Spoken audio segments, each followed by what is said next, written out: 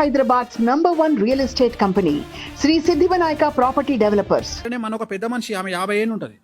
నేను నందూస్ వరల్డ్ అని వాళ్ళ గురించి ఒక వీడియో చెప్పిన, ఈ ఇంటర్వ్యూలో చెప్పిన. ఏమని చెప్పిన అంటే, మీరు ఇంత అడావిడి చేస్తారు, వాళ్ళు లండన్ సిటిజన్స్, వాళ్ళని అరెస్ట్ చేసే యోగ్యత మనకు ఉండదు, జస్ట్ వాళ్ళు ఇండియాకి వచ్చినప్పుడు మాత్రమే అరెస్ట్ చేయగలుగుతాము, వాళ్ళని మీరు ఎంటుగా కూడా వీకలేరని చెప్పాను నేను. ఆమె నా గురించి వీడియో పెట్టింది. వేణుస్వామి ఇట్లా అంటుండే, ఎంతవరకు సమంజసం, నందూస్ వాళ్ళ దగ్గర మనం డబ్బులు వసూలు చేయలేమంట. నాలెడ్జ్ లేకపోతే నేనేం చేస్తా? నీకు అర్థమైందా? నాలెడ్జ్ లేకపోతే నీకు నేనేం చేస్తా? మన ఎవడో ఒక లవర్స్ ఇద్దరు కొట్టుకున్నారు, సెలబ్రిటీ కప్పులు, ఒక ఎన్ఆర్ఐ ఇద్దరు అనుకున్నారు, అందులో నా ఇష్యూ వచ్చింది. వేణుస్వామి పేరు చెప్పింది అమ్మాయి, చెప్పంగానే పొలోమంటే వేసిర్రు, వాడు 10 కోట్లు ఇచ్చిందంటే ఇచ్చిర్రు. అంటే మీడియాలో ఒక్కడు కూడా మీడియాలో, సోషల్ మీడియాలో ఒక్కడు కూడా, అరే నువ్వు ఈ అమ్మాయికి 5 ఏళ్ళలో 10 కోట్లు ఇచ్చినావంటే నీ అయ్యను వేడికని తెచ్చేదారు ఆ పైసలను ఒక్కడు అడగలే. ఇప్పుడు నీ తమ్ముడు ఒక అమ్మాయిని ప్రేమించిండు, 5 ఏళ్ళలో 10 కోట్లు ఇచ్చినా నీకు చెప్పిండు అనుకో, లండన్ నుండి వచ్చి, నువ్వేమడుగుతావమ్మా? బేసిక్గా 10 కోట్ల రూపాయలు 5 సంవత్సరాలు ఎట్లా సంపాదించిన నువ్వు అడుగుతావాడుగవా? చెప్పు తల్లి, మూగ సినిమా చూపిస్తావు నాకు. అడుగుతావు కదా. అంటే ఇప్పుడు 5 సంవత్సరాలలో 10 కోట్ల రూపాయలు ఒక అమ్మాయికి పెట్టిండు మీ తమ్ముడు అంటే, సంవత్సరానికి ఎంత సంపాదించినట్టు? 2 కోట్లు. లండన్ రూల్స్ ప్రకారము నువ్వు 1 కోటి రూపాయలు దాటితే 50% ట్యాక్స్ తీసుకుంటాడు. అంటే వీడు సంవత్సరానికి 4 కోట్లు సంపాదిస్తే 2 కోట్ల రూపాయలు ట్యాక్స్ వంగ 2 కోట్లు వీని చేతికి వచ్చినట్టు. అంటే వీడు అమ్మాయికి 10 కోట్ల రూపాయలు 5 ఏళ్లలో ఇవ్వాలి అంటే వీని సంపాదన 5 ఏళ్లలో 20 కోట్లు. అంటే 20 కోట్ల రూపాయలు ఎట్లా సంపాదించినవరా గాడిది కొడుక అని అడగాల్సిన ప్రశ్న ఒక అక్కగా నీకుందా లేదా?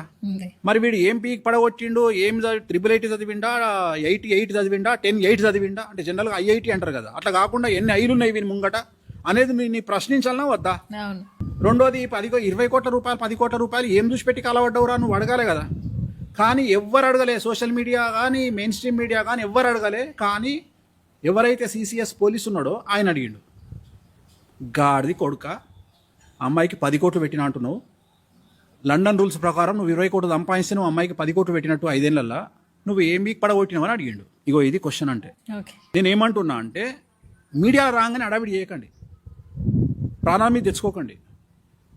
నువ్వు సోషల్ మీడియా గురించి మాట్లాడినావు, ఇవాళ ఎంత ఈజీ యాక్సెస్ అయిపోయిందంటే ఆడెవడో మనకు తెలియదు, ఒక సెల్ ఫోన్ పట్టుకుంటాడు, ఎవరిని ఇష్టం వచ్చింది వాడు మాట్లాడతాడు.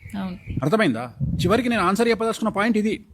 అంటే నువ్వు రేప్ చేసినావు పోసుకో, మర్డర్ చేసినావు పోసుకో, ఈ రెండింటికే నువ్వు భయపడు. ఎందుకంటే ఈ రెండిట్లలో నేను ఎవడు కాపాడలేడు.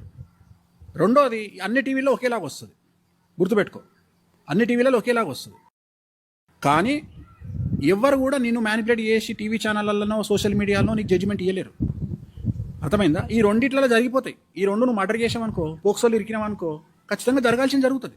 కానీ అట్లా కాకుండా నీ మీద ఎవడో ఈర్ష్యతో పెట్టే వీడియోలు, నీ మీద ఎవడో తెలియకుండా పెట్టే వీడియోలు, లేకపోతే జియో ఫ్రీగా ఇచ్చింది కదా 1 GB 1 TB అని చెప్పేసి కింద స్టేట్మెంట్లు కామెంట్లు పెట్టే వాళ్ళ గురించి పట్టించుకొని హెల్త్ ఖరాబ్ చేసుకోకండి. ఇక్కడ ఏం ప్రాబ్లం వస్తుంది అంటే, ఆడవాళ్ళు ఎక్కువ డిస్టర్బ్ అవుతారు. సెలబ్రిటీలు కానీ నార్మల్ పీపుల్ కానీ ఎవరైనా దొరకంగానే వాళ్ళ మీద వచ్చేటువంటి ట్రోల్స్ను, మేమ్స్ను తట్టుకోలేనటువంటి స్థితిలోకి సమాజం నెట్టబడుతుంది. సమాజం అప్పుడు ఏమవుతుంది? ఇప్పుడు నువ్వే ఉన్నావమ్మా, జనరల్గా అమ్మాయి ఏం చేస్తుంది? నేను సోషల్ మీడియా ట్రోల్ చేసింది, నువ్వు ఎదుర్కోవాలి, ఇగ్నోర్ చేయాలి. కొన్నిసార్లు మౌనమే సమాధానం అవుతుంది, మంచి సమాధానం అవుతుంది. చేప నీళ్ళల్లో ఉన్నప్పుడు మనం ఎరవేసినప్పుడు ఏ చేపనైతే నోరు తెరుస్తుందో అది చచ్చిపోతుంది, నోరు తెరవని చేప బతుకుతుంది. అట్లనే కొన్నిసార్లు మనం నోరు మూసుకోవాలి, దాన్ని ఇగ్నోరెన్సీస్ అంటారు. కొన్నిసార్లు ఇగ్నోరెన్స్ ఈజ్ బెటర్ ఆన్సర్ అంటాం. సో వాడిని వదిలేయడమే మనం బెటర్ ఆన్సర్.